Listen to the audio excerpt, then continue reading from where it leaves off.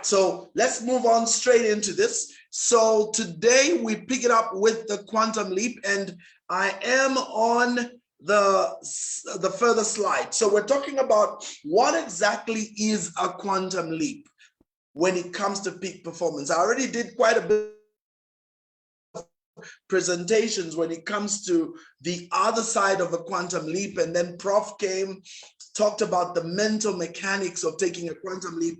I'm going to come and touch on that a bit and over this series. And then after we finish this series, we get into the barriers. And I think that's going to be a huge eye opener. But let's begin with defining a quantum leap. So in peak performance, a quantum leap means a sudden and great leap or surge forward with exponential results.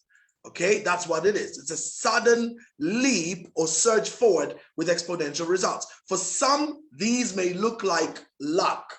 But again, studies have shown that it is not. All that it takes is all that takes place is a strategy of execution. It's so interesting because when Prof was presenting, he gave us the vision tower. I think you may remember that, the vision pillars.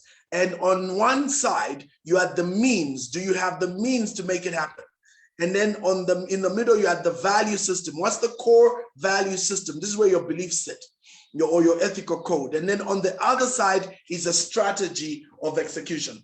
And this is what is so interesting. So it's not about luck.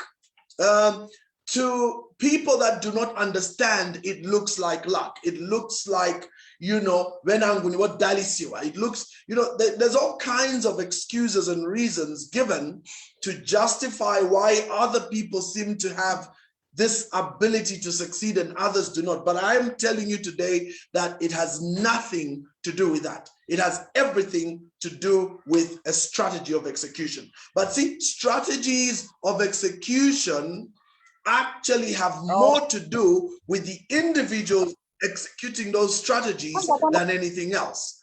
Ellen's mic is on. Let me switch that off. All right. So it's more about what kind of strategy you have to execute. And this is a big one.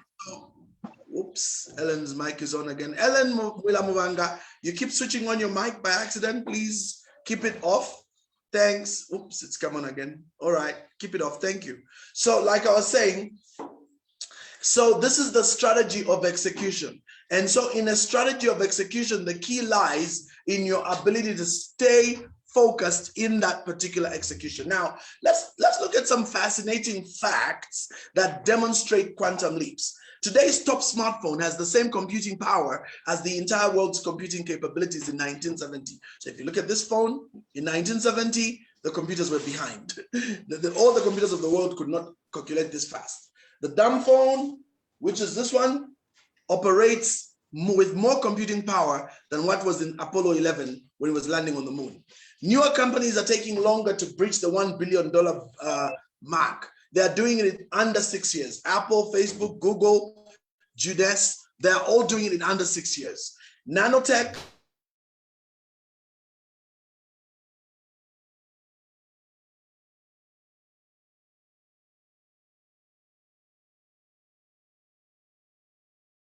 completely turned that upside down. So things are very, very interesting. We know about critical mass and we're excited about what that means when it comes in the midst of any undertaking, because when you achieve critical mass, this thing takes a life of its own. Now, in simple terms, I've told you already, critical mass is when ideas, the company, the organization or movement has become self-sustaining because all the factors needed happen. Now, Dr. Price Pritchett spoke about this quite well in his book entitled The U Squared. And I am going to be looking at some points which match powerfully by what Dr. Price Pritchett says. He says we don't have to be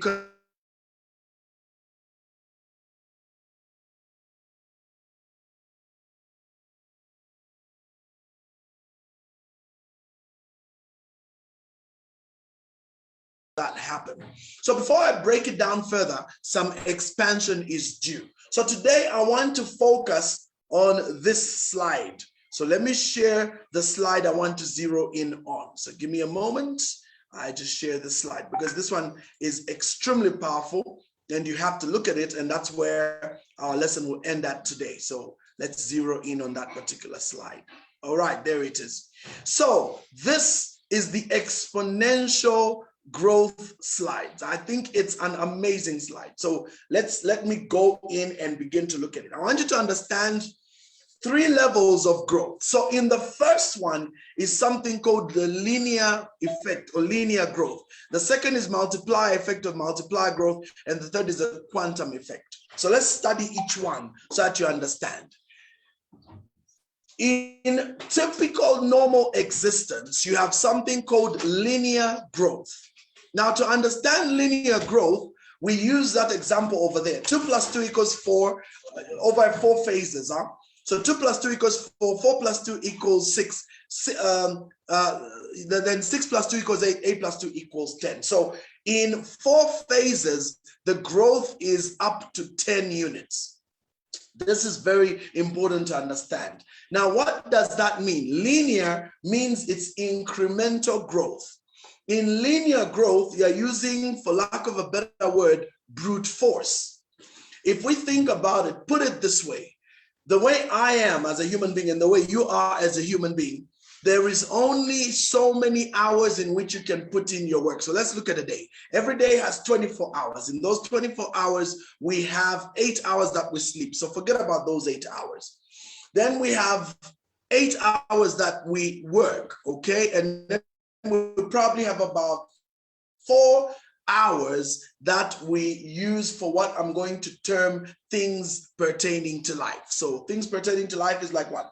Commuting, bathing, eating, things like that. So these things pertain to life and they're going to eat your time.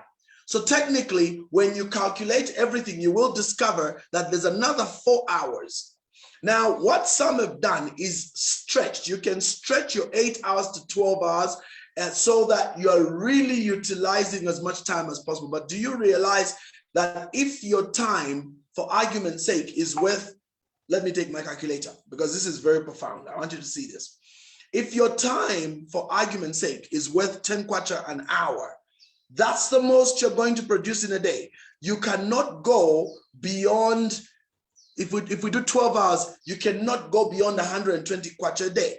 Okay, that's the most you're going to be able to make because this is all that you can generate in the given day. Now, in exponential growth, in linear growth, it means you want to make more money, you must give up other time in order to maximize this time available. So imagine, there you are, 12 hours maximum at 10 kwacha an hour. The maximum you can make is 120 kwacha an hour a day. If you really push it, like you take away your sleeping time, you could stretch it up to maybe 14 hours a day. But that's the most you can do. And that means it's 140 kwacha a day that you can make. Now, the question is, can you sustain such work? So you're going to realize that linear is limited. So what some people do is they increase their skill. So if you increase your skill, you move from 10 kwacha an hour to 50 kwacha an hour. You could move from 50 kwacha an hour to 100 kwacha an hour. You could move from 100 kwacha an hour to 1,000 kwacha an hour. But do you see that in linear growth, you are still limited by you? You can only do 12 to 14 hours a day, and that's it. Now, let's ask ourselves the question, do you still need to have a social life? You still need to have a family life? You still need to have time to connect with other human beings, and you still need time for yourself. So no human is designed to work like that in those kind of hours continuously, nonstop, without resting. Otherwise, they break down.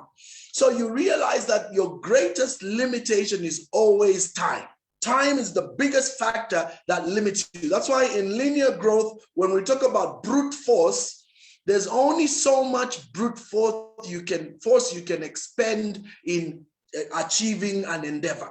And that becomes your greatest setback. That's why exchanging time for money is what a job does. And it's very difficult in that kind of setup to go beyond what your unit value per hour can produce. I don't know if I'm making sense to people out there, but this is the biggest limitation. Time becomes your greatest limiter. There's nothing, this is a block. You cannot go past it. And this is where now you have to realize that we have to move away from linear, which is direct brute force, linear incremental increase. We have to move away from that and get into the second concept, which is the multiplier effect. Now, the multiplier effect exemplified over 4 phases. Look at it again. 2 times 2, 4. 4 times 2, 8. 8 times 2, 16. 16 times 2, 32.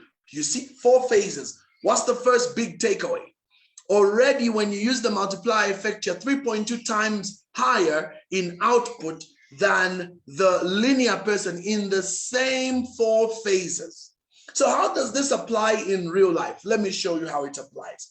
In the multiplier effect, leaders learn very quickly to duplicate their efforts. Leaders learn very quickly to outsource their efforts. Leaders learn very quickly to bring in other people who can supplement where they are weak. So what you begin to do essentially is to multiply yourself. Now let's stick with the multiplying yourself. So I, as one person, can produce, for argument's sake, 10 units of work per hour. Let's go with that. That would be easy. So in a day, if I'm working 8 hours, my maximum output is 80 units a day. I could stretch that to 12 hours a day and I can produce 120 units. I could stretch that to 16 hours a day, which is inhuman, and I would be producing 160 units. But the multiplier person is smart. Instead of trying to do everything yourself, you instead multiply yourself into 2, 3, 4, or 5 people. Now let's go with the same effect. Suppose we're 2 of us. In the same 8 hours, what have we done? Instead of producing 80 units as an individual, we've jointly produced 160 units. So between the 2 of us, we've done the work of one person working 16 hours. Now, if I multiply that by 3, by 5, by 10, what happens? If I've got 10 people doing the same work, that means the 10 people in 8 hours are producing 800 units worth of work. 800 units worth of work. That means in 800 units, I have beaten the daytime limitation. I've beaten the time limitation. I have circumspected it. I've gone around it. And that's the power of the multiplier effect. This is the secret behind, for example, what we do as network marketing. It's the secret behind the franchising concept. It's the secret behind why companies like ShopRite or Pick and Pay are going to open so many shops all across the country. Because when they multiply their effort, they're able to capture more units per hour in that given period than they would have if they were one. Are you seeing that? So here, ladies and gentlemen, the power of the multiplier effect is in the ability to duplicate yourself. So ask yourself a question. Are you duplicating? This is a hard order. I am telling you. A lot of us, in fact, when it comes to the self-employed challenge, the self-employment debacle, if you like, dilemma, it is this one. A lot of us are doing things ourselves. And you know, both Dr. Nelly and Auntie Sylvia teach a lot about something called high payoff activities, especially Auntie Sylvia in our Mindset Change program. One of the biggest issues is how do you take high payoff activities, focus on those, and then remove the smaller activities by outsourcing them to lower pay grade people. That sounds wrong, to people that have got less skills. So blue collar, if you like. And I'll give you a very good example. A maid operates at 4 kwacha per hour. I've done the calculations, so I know this. That's her rate, because that's the work she does. A typical office secretary or clerk will probably operate at about 10 kwacha an hour. A typical middle income manager is operating somewhere around 40 to 50 kwacha per hour. That means that's a 10,000 kwacha salary. And then a middle management person is somewhere around 20 or 100 kwacha an hour. And top management sit usually around 300 to 500 kwacha per hour, especially the top notch executives. They are all the way up to about 1,000 kwacha an hour. That means they're earning roughly, give and take, about 100,000 to 200,000 kwacha a month. Now, the big question is, why are those people earning that much money? The answer is simple. Because what they've done is they have taken the basic work and they have outsourced it. They have multiplied their efforts and they have built it to a other level. I'm liking what Lumbanya is saying here. So true. One can chase 1,000, but two can chase 10,000. So I don't know if this Lumbanya is Dr. Nelly, but that is really true.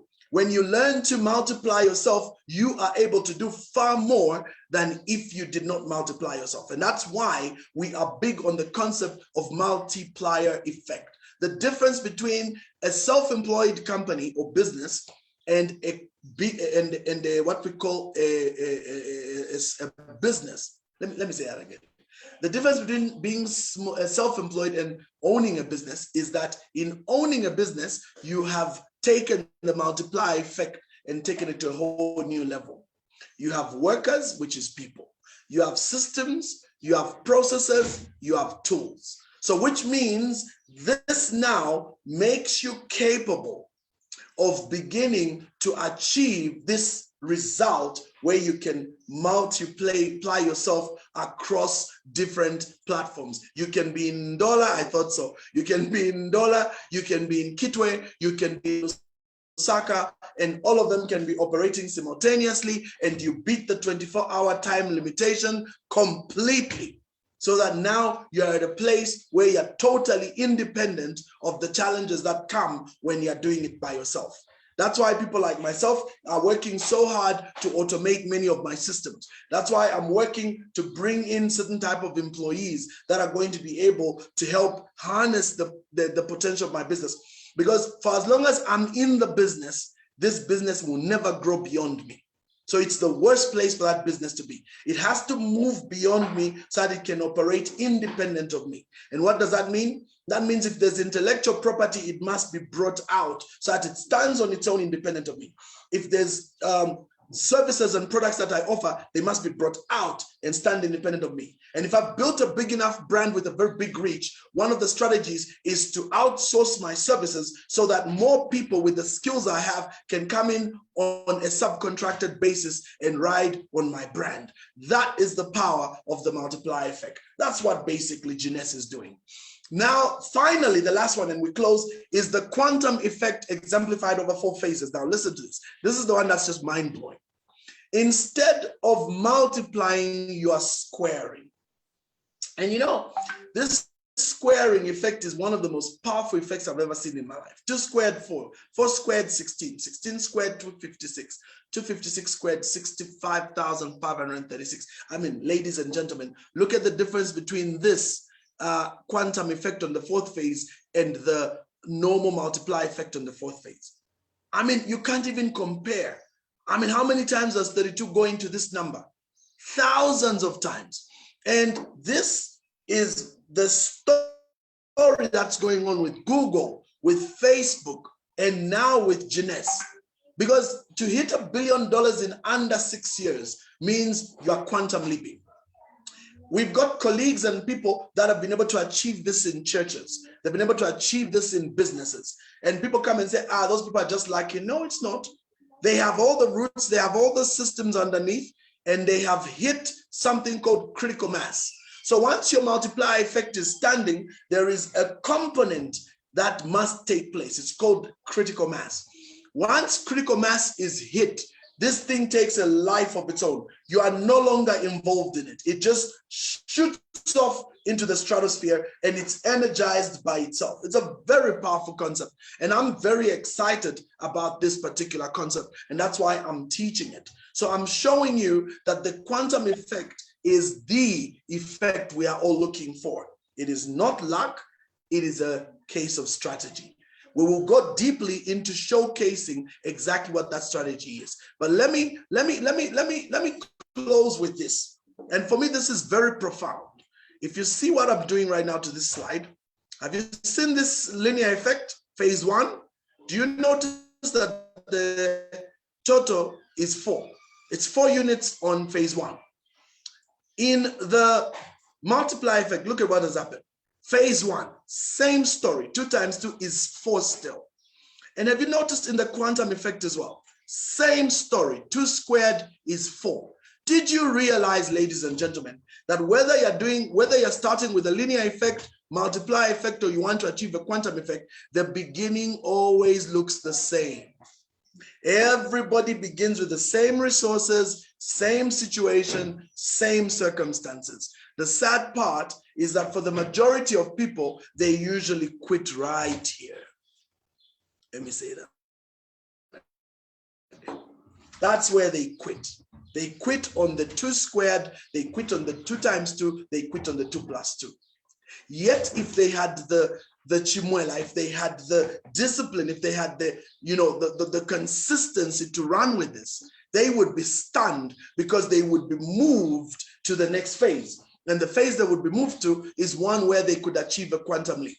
What's my warning here? Find one thing and stick with it.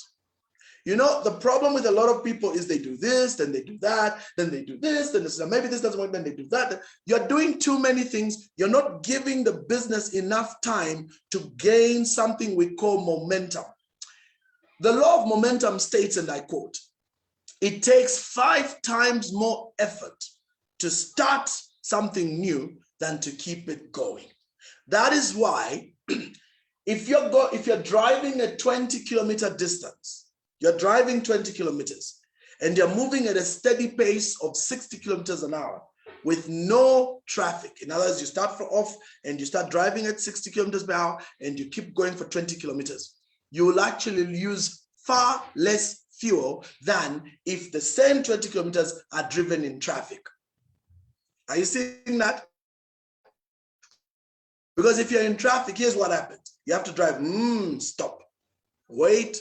Then again, you know the cars move. You press again, stop. And what you'll notice if you understand how a vehicle operates, every time you have to stop the car off, you have to use more revs. Why? Your revs will be higher because you have to gain that initial power to beat inertia. Inertia needs a lot of energy to overcome.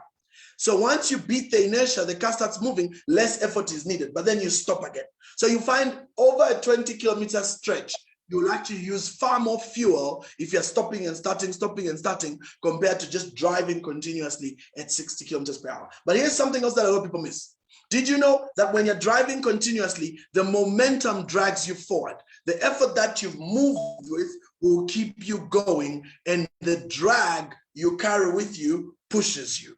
Now, that's very interesting. That's why you want to start. That's why some people look like they have luck. That's why some people look like things just are working for them. No, it's because they have already dug and they have already built. And as they're running, they are digging down to bedrock. They are establishing their roots. And once they reach that place of strength, all of a sudden this thing just shoots up and everybody's like, wow, where did they come from? No, they were building down to the rock.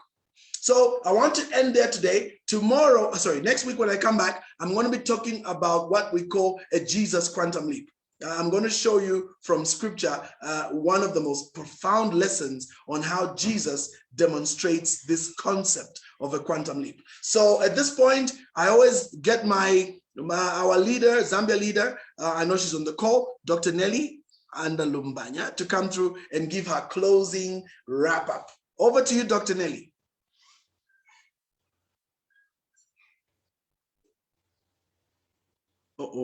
Maybe she's not able to comment. All right. I'm unable. Okay, so there you go. Okay, understood. All right, so then let me get Auntie Sylvia to come through and do the wrap up for the morning, and we call it a day. Over to you, Auntie Sylvia. Good morning. Oh, wow. I was just looking at the numbers and I was saying, oh, goodness. This is how people who have got people doing things for them get to, to be rich or to just have their systems working for them. This just tells us why sometimes we fail. We don't even want to share what we are doing. We don't know that probably what we are failing to do, somebody next door is an expert in it. So, but how do we identify who is supposed to be, helping us in our quantum leaping? Is by talking about your product, talking about what you do, and talking about what you need to move from one step to the other. If you don't use your networks, you just be stuck. This is what happens to each and every one of us. Every day we are learning on something that is going to be better, and that's what is called change. If today you didn't do one thing well, let tomorrow do something for you. And when we take these examples that these nuggets that are dropped every day, Monday to Friday, we're soon going to get to the space where things are possible. So this is what we have for you. Let's put action to the things that are happening on our networks, on our platforms. And this is what duplication means. Then you are going to have revenue streams from not just from yourself. And one thing that I really know is that we, Africans or Zambians, once we die, our business dies because of not doing what Rev is talking about today. So let's make sure that we duplicate ourselves just for that extra thing that we are failing to do, because then it becomes a great thing to do. So go out there and make one of your 4 imperative things to make sure that you've got a network that is going to quantum leap you. Make one of your important things, the important things, utilizing your 4, those 4 hours that Rev was talking about, the 8 by 8 by 8, but then you've got so much noise around the other 8, where you really need to satisfy something. Like today, and the noise is always there. Like this morning, I've got a very important appointment, but also I have to take care of the noise because that is part of my network. We are burying one of our, colleagues in the business. Maybe some of you know, New Lexot Boutique, Euphrassia Mtanuka, she passed on. So that's where we're going. After I've done my HPA this morning, I have to do my HPA before I go to that funeral. Why? Because this is what is going on in our lives. We cannot change it. We can only change us. So let's get going with the 2 or 10 or 12 people that are around you who can prop you up for duplication. Over to you. Thank you so much. Wonderful. May God bless you. Condolences about that. Praying strength for her, her family, and your entire group. Strength and comfort during this time. Prayers and thoughts are with you guys. So on that note, have a blessed morning. We will catch you again tomorrow. Remember, these things are recorded on Facebook and can easily be shared. Have a good day. See you tomorrow. Bye.